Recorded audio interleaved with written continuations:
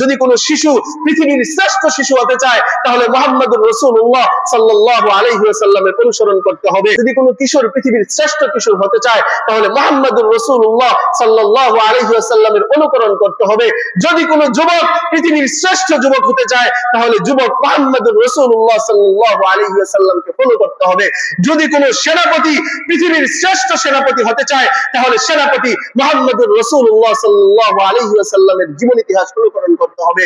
যদি কোনো রাষ্ট্রপ্রধান পৃথিবীর শ্রেষ্ঠ রাষ্ট্রপ্রধান হতে চায় তাহলে রাষ্ট্রপ্রধান মুহাম্মদুর রাসূলুল্লাহ সাল্লাল্লাহু আলাইহি ওয়াসাল্লামের জীবন ইতিহাসকে ফলো করতে হবে। আরবি যেই মাস আমাদের চলছে এই মাসের নাম হলো রবিউল আউয়াল। মাসের নাম কি? রবিউল আউয়াল। এই রবিউল আউয়াল মাসে আমাদের নবী হযরত মুহাম্মদুর রাসূলুল্লাহ সাল্লাল্লাহু আলাইহি ওয়াসাল্লাম জন্মগ্রহণ করেছেন। আমাদের দেশে মিলাদুন নবী এবং সিরাতুন নবী নিয়ে খুব চর্চা। আমরা মিলাদুন নবী মানে কি আর সিরাতুন নবী মানে কি এটাই আমরা এখনো ভালোভাবে জানি। আমরা যদি এটা জানি তাহলে দেখবো আমাদের মাঝে কোনো সিরাতুন নবী নিয়েও কোনো ছাড়াছাড়ি নেই, মিলাদুন নবী নিয়েও কোনো বাড়াবাড়ি নেই। আমরা একেবারে মধ্যম পন্থায় আমরা চলতে পারবো। মিলাদুন নবী মানে কি?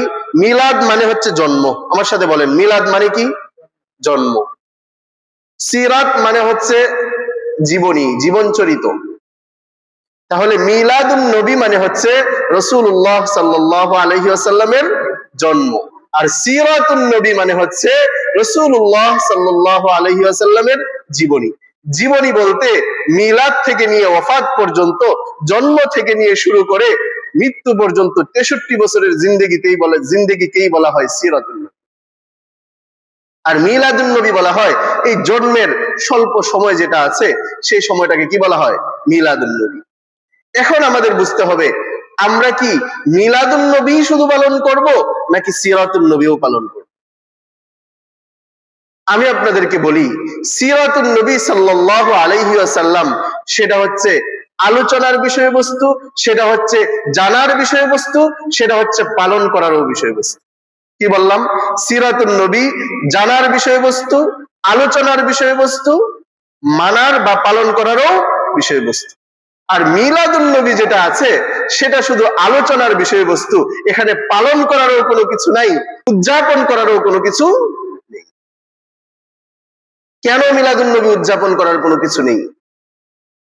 আমরা যদি চিন্তা করে দেখি, রাসূল আরবি সাল্লাল্লাহু আলাইহি ওয়াসাল্লাম আজ থেকে ১৫০০ বছর আগে, আমরা ভাবলে কি দেখবো? হিসাব করলে দেখবো আজ থেকে ১৫০০ বছর আগে হযরত আদম আলাইহিস সালাতু ওয়াস সালামের জন্মের ৯৩১৩ বছর পর, হযরত নূহ আলাইহিস সালাতু ওয়াস সালামের প্লাবনের ৬১৩৫ বছর পর, হযরত ইব্রাহিম আলাইহিস সালাতু ওয়াস সালামের জন্মের ৩৫০০ বছর পর, হযরত মূসা আলাইহিস সালাতু ওয়াস সালামের জন্মের ২৩০০ বছর পর, হযরত ঈসা আলাইহিস সালাতু ওয়াস সালামের জন্মের ৫৭০ মতান্তরে ৫৭১ বছর পর, আসহাবুল উখদুদ, আসহাবে কাহফের ৭০ বছর পর, আসহাবে ফিলের ৫০ দিন পর, ২২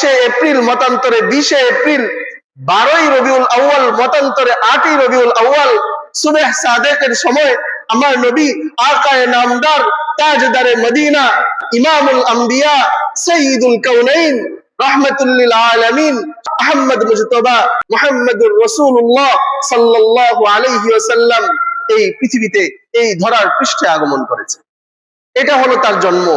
এটা শুধু আলোচনার বিষয়বস্তু, এটা পালনের কোনো বিষয়বস্তু না, এটা উদযাপন করার কোনো বিষয়বস্তু না। কারণ এটা কেন উদযাপন করতে পারবো না, এটা আমি আপনি যদি জানার চেষ্টা করি, ইমাম মুহাম্মদ ইবনে কাসির রাহমাতুল্লাহি আলাইহি তার কিতাব আল বিদায়া ওয়ান নিহায়ার ৩ নম্বর খণ্ডের ৩৮০ থেকে নিয়ে ৪০০ পৃষ্ঠা পর্যন্ত তিনি এখানে রাসূলের জন্মের কিছু অবস্থা তুলে ধরেছেন। কেন রাসূলুল্লাহ সাল্লাল্লাহু আলাইহি ওয়াসাল্লামের জন্মের অবস্থাটা কেন আমরা পালন করতে পারবো না, কেন আমরা উদযাপন করতে পারবো না? আমরা হুজুর সাল্লাল্লাহু আলাইহি ওয়াসাল্লামের সম্মানিতা মা আমেনা তিনি বর্ণনা করেন, ওগো মক্কার রমণীরা, ওগো মক্কার মহিলারা, শুনো শুনো, আমার গর্ভে যখন মুহাম্মদ এসেছে, তোমাদের গর্ভে কোনো সন্তান আসার পর তো তোমরা খেতে পারো না, সব খাবার তোমাদের তিতা লাগে, সব খাবার তোমাদের গন্ধ লাগে, সব খাবারের মধ্যে তোমাদের রুচি আসে না, তোমাদের কেমন বমি বমি ভাব আসে। জেনে রাখো, মুহাম্মদ যখন আমার ঘরে এসেছে তখন এগুলোর কোনো আলামতই আমি টের পাইনি। তাহলে আজ যারা বলে যে সেই মিলাদুন নবী তারা পালন করতে পারবে, তাদের জন্য সময় কি এমন অবস্থা হয়েছিল? না, মার অবস্থা সম্পূর্ণ বিপরীত। আমেনা ডাক দিয়ে বলেন, ওগো মক্কার মা বোনেরা, শোনো শোনো, আমি যখন মুহাম্মদকে গর্ভে ধারণ করেছি, মুহাম্মদকে গর্ভে ধারণ করার পর তোমরা যখন সন্তান গর্ভে ধারণ করো, 3 মাস পরেই তোমাদের পেট আস্তে আস্তে বড় হতে শুরু হয়ে যায়। আমি আমার মানিককে আমার পেটে রেখেছি, আমি আমার মানিককে আমার পেটে ধারণ করেছি। 10 মাস 10 দিন পর্যন্ত আমার পেট সামান্য পরিমাণও ফুলে নাই, সামান্য পরিমাণও বড় হয় নাই। রাসূলুল্লাহ সাল্লাল্লাহু আলাইহি ওয়াসাল্লামের জন্ম আমরাও কি উদযাপন করতে পারবো, পালন করতে পারবো? সম্ভব আমাদের দ্বারা? আমেনা ঘোষণা করে বলেন, ওগো মক্কার রমণীরা, ও মক্কার মা বোনেরা, শুনো শুনো, আমার মুহাম্মদ যখন আমার পেটে এসেছে, তখন আমি যখন কুয়া থেকে পানি আনতে যাই, সে গর্ভে আসার আগে পানি আনতে যেতাম, গিয়ে আমি কুয়া থেকে পানি তুলে নিয়ে আসতাম। মুহাম্মদ যেদিন থেকে আমার গর্ভে এসেছে, সেদিন কুয়ার কাছে গিয়ে দেখি কুয়ার পানি এগিয়ে আমার কাছে চলে এসেছে।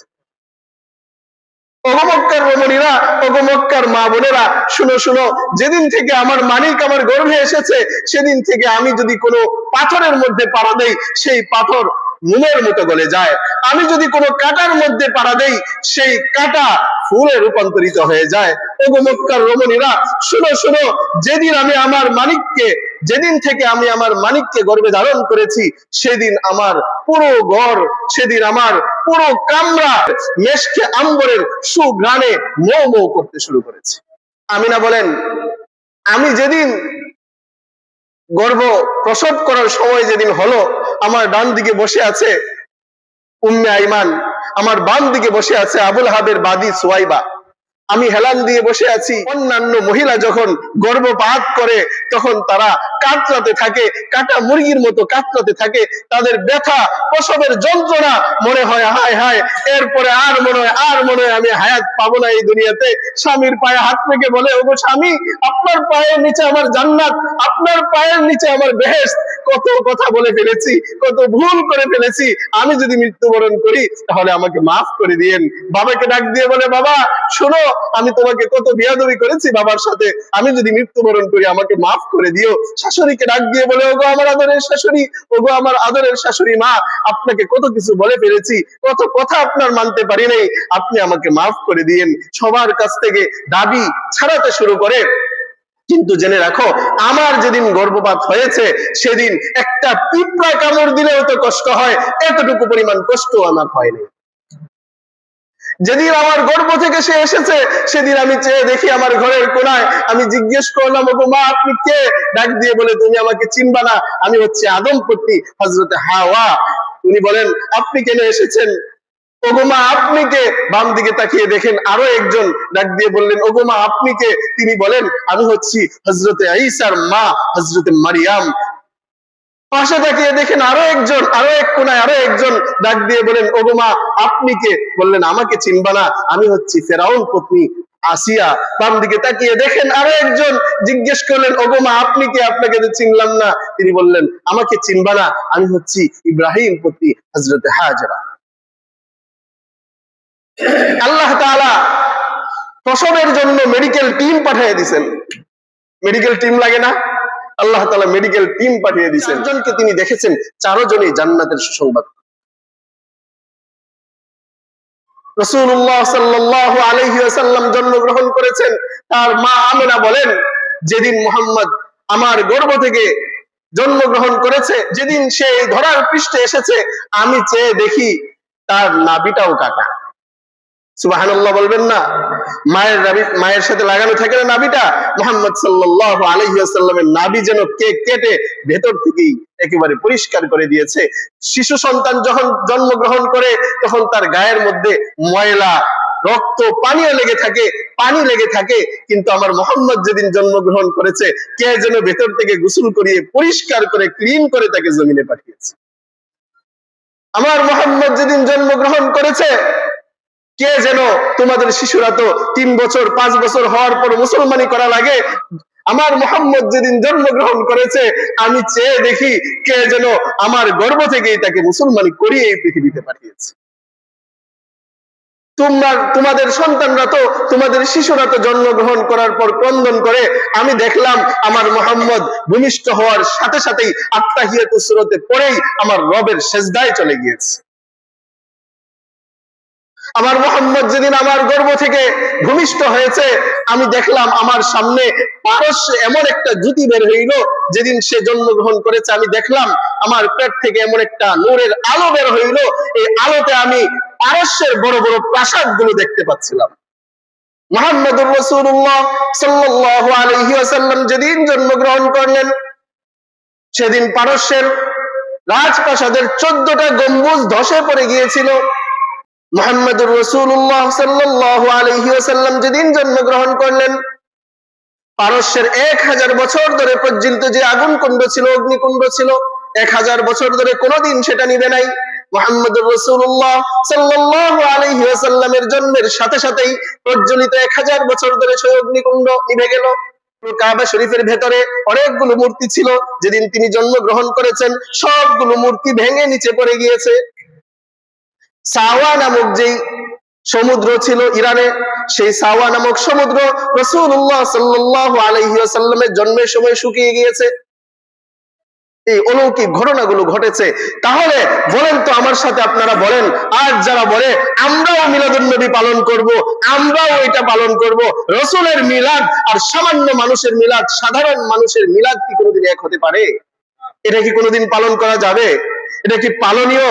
এটা পালনীয় নয়, এটা হচ্ছে আলোচ্য বিষয়। এটা আমাদের জানতে হবে, এটা আমাদের শুনতে হবে, বুঝতে হবে, কিন্তু এটা পালন করার কোনো কিছু নেই।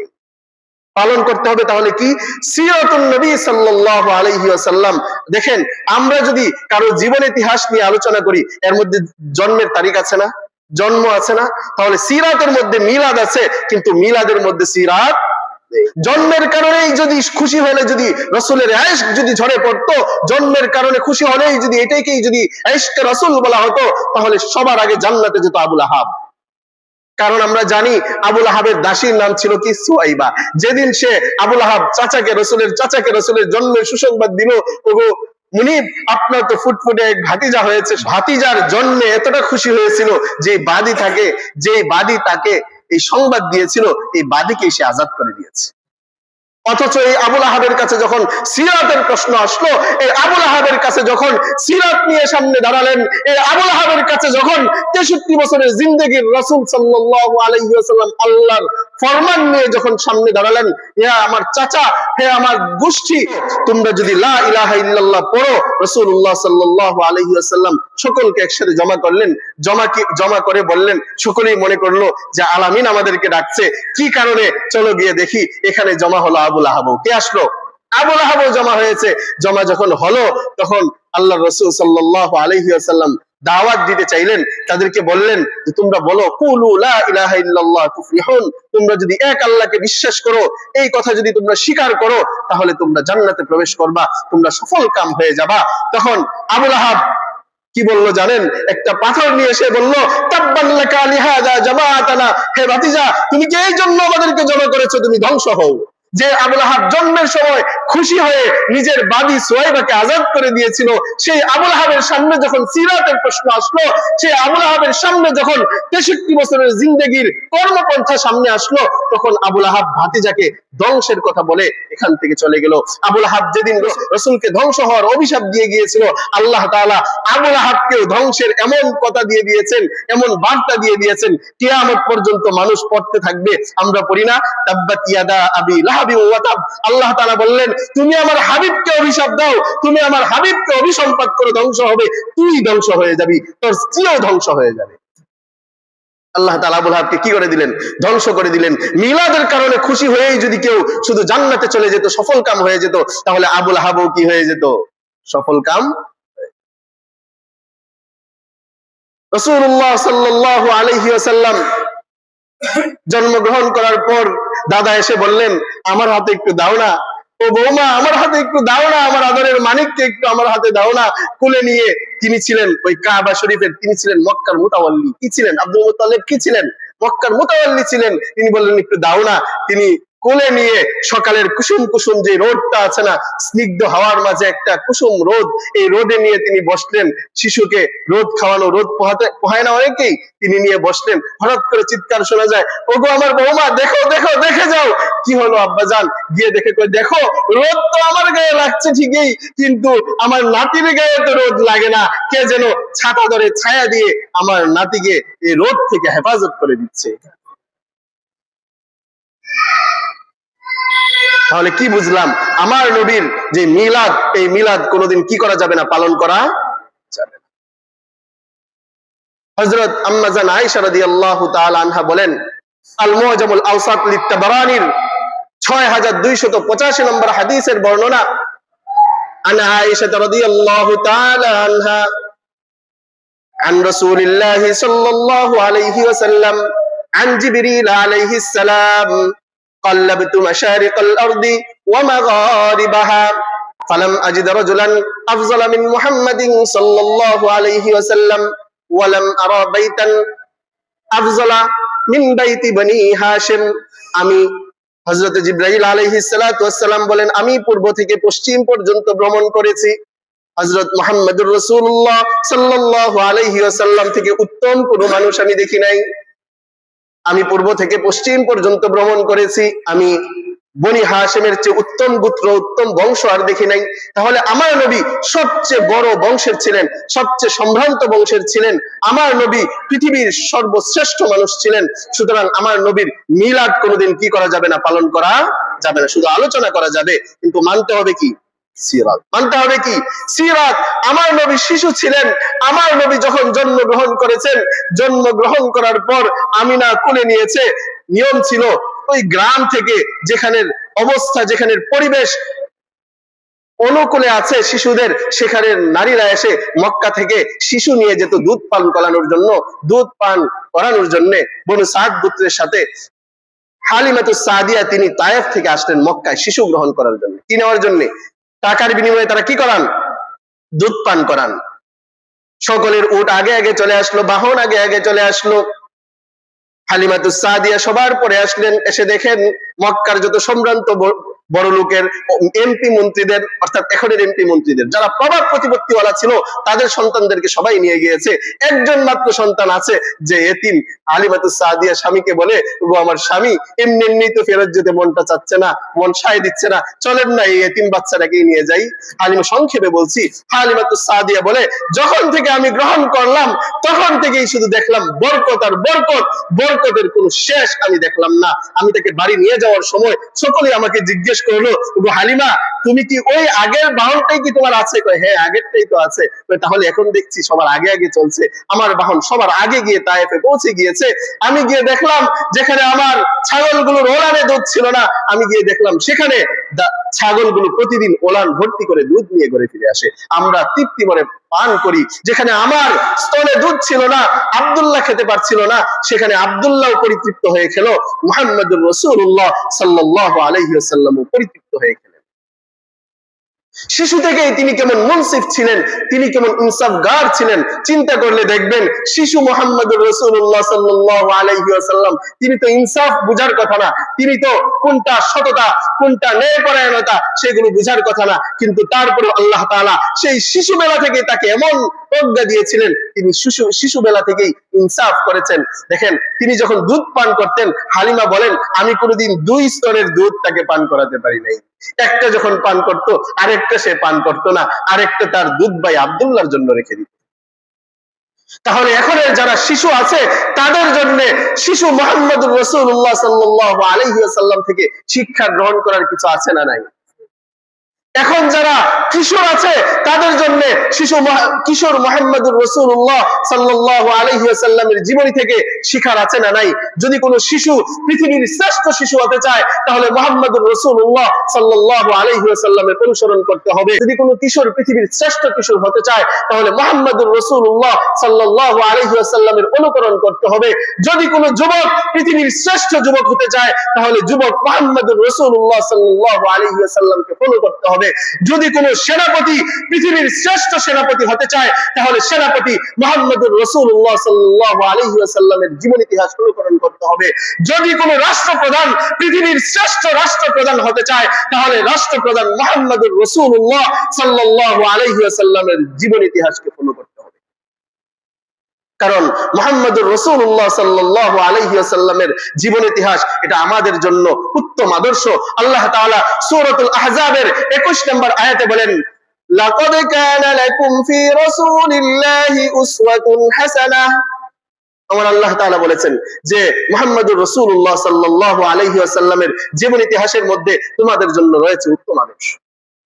প্রতিটা জীবনের প্রতিটা ধাপে ধাপে মুহাম্মদুর রাসূলুল্লাহ সাল্লাল্লাহু আলাইহি ওয়াসাল্লামকে আমাদের কি করতে হবে? অনুসরণ করতে হবে, অনুকরণ করতে হবে। কারণ মুহাম্মদুর রাসূলুল্লাহ সাল্লাল্লাহু আলাইহি ওয়াসাল্লামকে আল্লাহ তাআলা পৃথিবীতে এমনি এমনি পাঠান নাই, তিনি এমনি এমনি আসেন নাই। তিনি হচ্ছেন আমাদের পিতা হযরতে ইব্রাহিম আলাইহিস সালাতু ওয়াসসালামের দোয়ার ফসল। তিনি হচ্ছেন হযরতে ঈসা আলাইহিস সালাতু ওয়াসসালামের সুসংবাদের ফসল। তিনি হচ্ছেন তার মার স্বপ্নের ফসল। আল্লাহ তাআলার মেহেরবানিতে তারাই আগেই ঘোষণা দিয়েছেন। হযরত ইব্রাহিম আলাইহিস সালাতু ওয়াসসালামের ঘটনা আমরা জানি।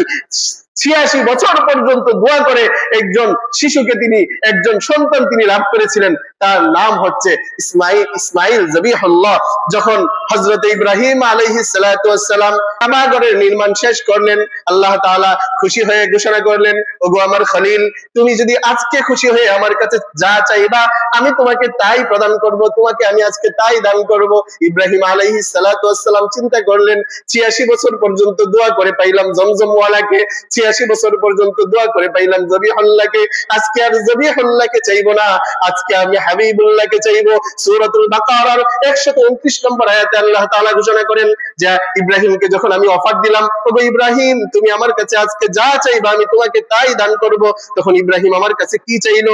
ইব্রাহিম আমার কাছে চাইলো, রব্বানা ওয়াবাস ফীহিম রাসূলাম মিনহুম ইয়াতলু আলাইহিম আয়াতিকা ওয়া ইউআল্লিমুহুমুল কিতাবা ওয়াল হিকমাতা ওয়া ইউযাক্কিহিম ইন্নাকা আনতাল আজিজুল হাকীম। আমার আল্লাহ বলেন ইব্রাহিম আমার কাছে এখন আর ছোটখাটো কিছু চাই নাই। ইব্রাহিম আমার কাছে বলল, রব্বানা ওয়াবাস ফীহিম রাসূলা, ওগো আল্লাহ আমার যেই বংশধর আসবে এই বংশধরের মাঝে আপনি এমন একজন রাসূলকে প্রেরণ করেন যে রাসূল ইয়াতলু আলাইহিম আয়াতিকা, যে রাসূল তাদের সামনে আপনার আয়াতগুলো তেলাওয়াত করবে, মানুষকে কিতাব শিখাবে, হিকমত শিখাবে, মানুষকে পরিশোধন করবে। ইন্নাকা আনতাল আজিজুল হাকীম, আপনি তো প্রজ্ঞাবান পরাক্রমশালী, আপনি তো মহা হিকমত ওয়ালা। ইব্রাহিম আলাইহিস সালাতু ওয়াসসালাম দোয়া করলেন, আল্লাহ তাআলা দোয়া কবুল করলেন না করেন নাই? করলেন। দোয়া করেছেন কে? খলিলুল্লাহ। পাশে কে ছিল? জবিহুল্লাহ। দোয়া করলেন কার কাছে? আল্লাহর কাছে। কার ব্যাপারে দোয়া করলেন? হাবিবুল্লাহর ব্যাপারে। আল্লাহ তাআলা হাবিবুল্লাহকে পাঠিয়েছেন, কিন্তু কখন পাঠিয়েছেন? শ্রেষ্ঠ মানব, আকায়ে নামদার, তাজদারে মদিনা, ইমামুল আম্বিয়া, সাইয়্যিদুল কাউনাইন, শাফিউল মুজনিবিন, রাহমাতুল লিল আলামিন, আহমদ মুজতবা মুহাম্মদুর রাসূলুল্লাহ সাল্লাল্লাহু আলাইহি ওয়াসাল্লামকে পাঠালেন কখন? সবার শেষে। আচ্ছা বলেন তো, আপনাদের এলাকায় যখন কোনো মাহফিল হয় প্রধান অতিথি কি সবার আগে চলে আসে? প্রধান অতিথি কখন আসে? সবার শেষে আসেন প্রধান অতিথি। আমার নবী মুহাম্মদুর রাসূলুল্লাহ সাল্লাল্লাহু আলাইহি ওয়াসাল্লাম সবার পরে এসেছেন। প্রধান অতিথি তিনি প্রধান মেহমান হযরত ঈসা আলাইহিস সালাতু ওয়াসসালাম। তিনি ঘোষণা দিয়ে গিয়েছেন যে আমার পরে আমি তোমাদেরকে এমন একজন রাসূলের সুসংবাদ দিয়ে যাচ্ছি যে রাসূলের নাম হবে আহমদ। যে রাসূলের নাম কি হবে? নাম আগে থেকেই ঠিক আছে।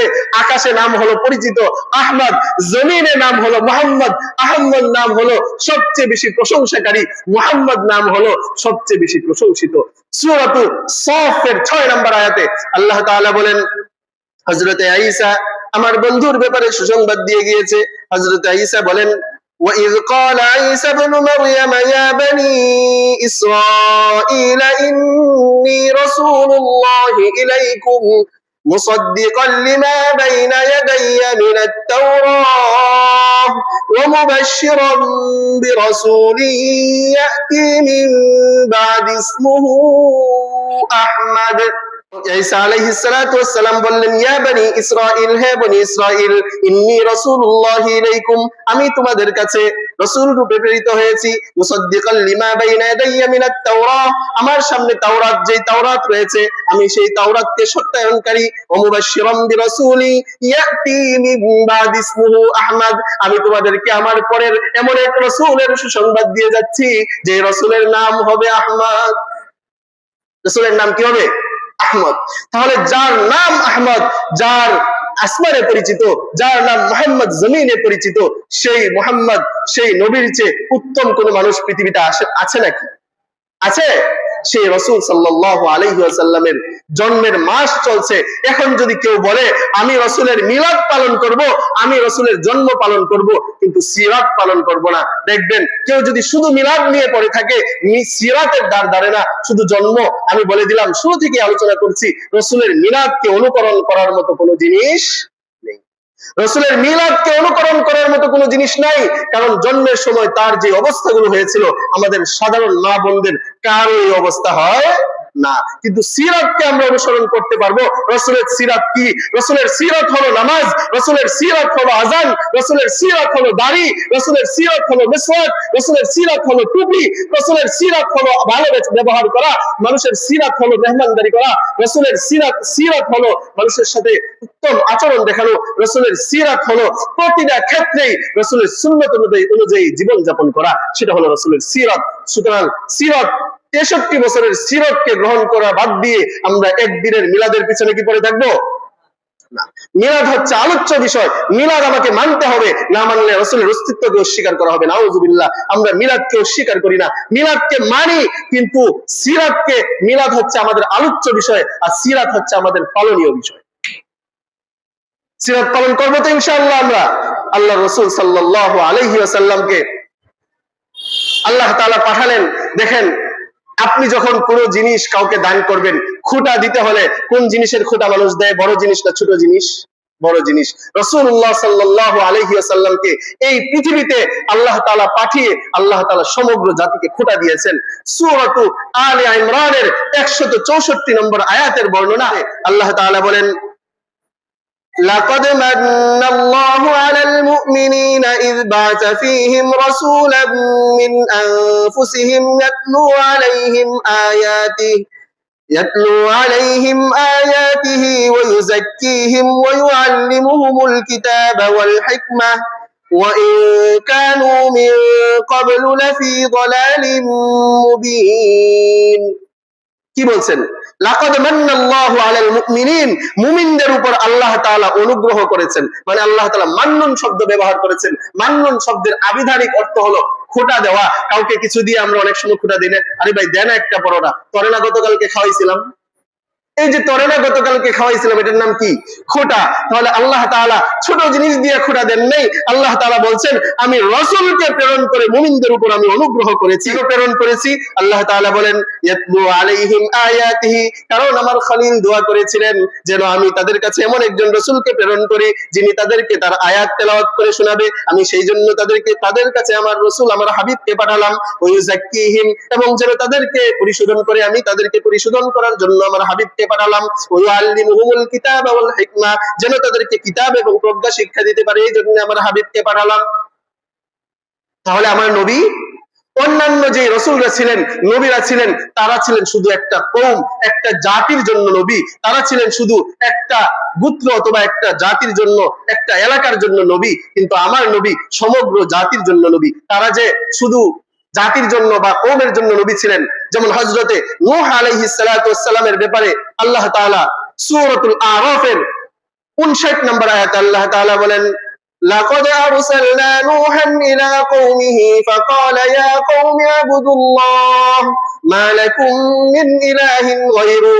আমি নূহকে তার কওমের কাছে পাঠালাম, সে কওমকে গিয়ে বলল ওয়াবুদুল্লাহ, তোমরা আল্লাহ তাআলার ইবাদত করো। আল্লাহ তাআলা সূরাতুল আরাফের 65 নম্বর আয়াতে বলেন, وإلى عاد أخاهم هودا قال يا قوم اعبدوا الله ما لكم من إله غيره আমি সালেহকে তার জাতি সামুদের কাছে পাঠালাম, আমি ইব্রাহিমকে তার জাতির কাছে পাঠালাম, আমি প্রতিজন নবীকে প্রতিজন রাসূলকে তাদের কওমের জন্য তাদের জাতির জন্য পাঠিয়েছি, কিন্তু আমার বন্ধু হাবিবুল্লাহকে আমি সমগ্র জাতির জন্য নবী রূপে পাঠিয়েছি। এটার দলিল কি? সূরাতুন নিসার ৭৯ নম্বর আয়াতে আল্লাহ তাআলা বলেন ওয়া আরসালনাকা লিন-নাসি রাসূলা ওয়া কাফা বিল্লাহি শাহীদা, আমি আপনাকে সমগ্র জাতির জন্য রাসূল রূপে প্রেরণ করেছি, সমগ্র জাতির জন্য সমগ্র মানব মণ্ডলীর জন্য আমি আপনাকে রাসূল রূপে প্রেরণ করেছি।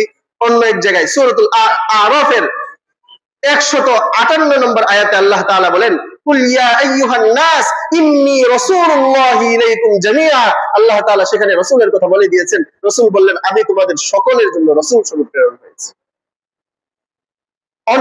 অন্যান্য যে নবীরা ছিলেন তারা কি সমগ্র জাতির জন্য ছিলেন নাকি শুধু ওই গোত্রের জন্য ছিলেন? ওই গোত্রের জন্য। আমার নবী আকায়ে নামদার তাজদারে মদিনা মুহাম্মদ মুস্তাফা সাল্লাল্লাহু আলাইহি ওয়াসাল্লাম তিনি প্রেরণ হয়েছিলেন পুরো বিশ্ববাসীর জন্য রহমত স্বরূপ। বলে কাফের মুশরিক মুসলমান সবার জন্য রহমত ছিলেন। আল্লাহ তাআলা সূরাতুল আম্বিয়ার ১৬০ নম্বর আয়াতে বলেন ওয়ামা আরসালনাকা ইল্লা রাহমাতাল লিল আলামিন, আমি আমার বন্ধু সমগ্র জাতির জন্য আমি তোমাকে রহমত স্বরূপ প্রেরণ করেছি। এই আয়াতের তাফসিরে আল্লামা তাবারী রাহমাতুল্লাহি আলাইহি তার বিখ্যাত তাফসিরে তাবারীর 18 নম্বর খণ্ডের 552 নম্বর পৃষ্ঠায় তিনি উল্লেখ করেছেন যে মুমিনদের জন্য কিভাবে রহমত, কাফেরদের জন্য কিভাবে রহমত। তিনি বলেন আন্নাল্লাহ আরসালা নবিয়াহু মুহাম্মাদান সাল্লাল্লাহু আলাইহি ওয়াসাল্লাম রাহমাতান লিজামিইল আলামি মুমিনিহিম ওয়া কাফিরিহিম ওয়া আম্মা মুমিনুহুম ফাইন্নাল্লাহা হাদাহু বিহি ওয়া আদখালাহু বিল ঈমানি বিহি ওয়া বিল আমালি বিমা জাআ মিন ইনদিল্লাহি আল জান্নাহ। আল্লাহ তাআলা মুহাম্মদুর রাসূলুল্লাহ সাল্লাল্লাহু আলাইহি ওয়াসাল্লামকে মুমিন এবং কাফের সকলের জন্য রহমত স্বরূপ প্রেরণ করেছেন। মুমিনের জন্য কিভাবে? যে মুমিনকে আল্লাহ তাআলা তাকে পাঠানোর মাধ্যমে তিনি মুমিনকে দাওয়াত দিবেন এবং তিনি যা নিয়ে এসেছেন সেই দাওয়াত দেওয়ার মাধ্যমে মুমিনকে তিনি জান্নাতে পৌঁছে দিবেন। এটা কি মুমিনের জন্য রহমত না? রহমত না? وأما كافرهم فإنه دفع به عنه عاجل البلاء الذي كان ينزل بالأمم المكذبة رسلها من قبل। আর কাফেরদের জন্য কিভাবে? আল্লামা তাবারী রাহমাতুল্লাহি আলাইহি বলেন কাফেরদের জন্য হলো অন্যান্য নবীদের যে উম্মত ছিল তারা কোনো নাফরমানি করলে সাথে সাথেই তাদেরকে আযাব দিয়ে ধ্বংস করে দেওয়া হতো, কিন্তু আমার নবী হযরত মুহাম্মদুর রাসূলুল্লাহ সাল্লাল্লাহু আলাইহি ওয়াসাল্লামের উম্মত যখন কোনো নাফরমানি করে, কাফের কোনো নাফরমানি করে, অবাধ্যতা করে, তখন আমার আল্লাহ সাথে সাথে ধ্বংস করে দেন না। এই যে সাথে সাথে ধ্বংস করে দেন না, এটাই হচ্ছে কাফেরদের জন্য রহমত।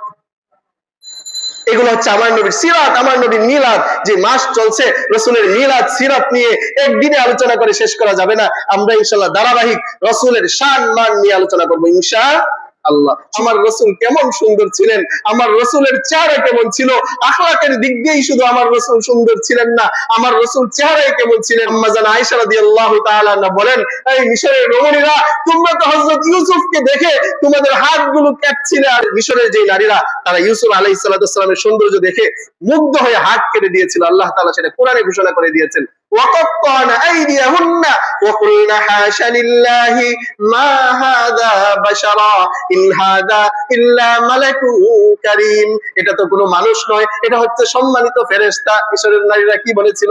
এটা কি সম্মানিত ফেরেশতা, মানুষ নয়। তোমরা জেনে রাখো, তোমরা যদি আমার নবী মুহাম্মদুর রাসূলুল্লাহ সাল্লাল্লাহু আলাইহি ওয়াসাল্লামের সৌন্দর্য দেখতা তাহলে হাত নয়, তোমরা তোমাদের হৃদয়, তোমাদের কলবগুলোকে কুচি কুচি করে কেটে ফেলতা, তারপরে তোমরা বলতে পারতা না, টেরই পেতা না তোমরা।